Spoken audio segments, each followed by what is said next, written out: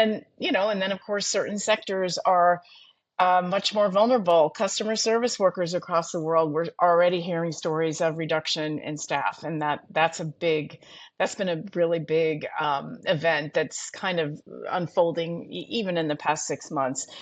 Um, some of the call center workers, they like having the AI coaching on how to answer the questions, but they're not so happy that they have to work harder without additional pay. They're not so happy to see some of the jobs disappear.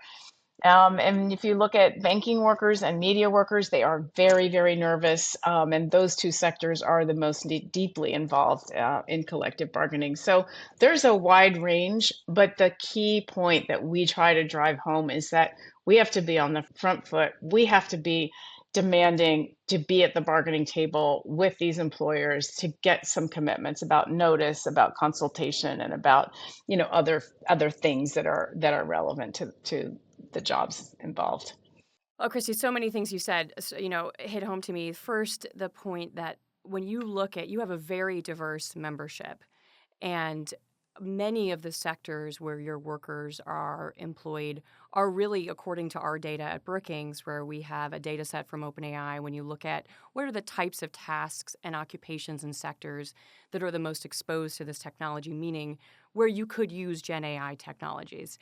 You're in some of the most exposed. I mean, finance is really out in front, the media industry, customer service.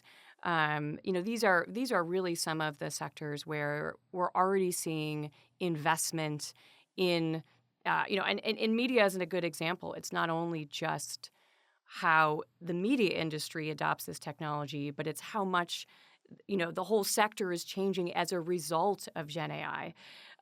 In terms of, Google's search is summarizing, results. So content creators and media. So you're really in the crosshairs, I think, of a lot of change.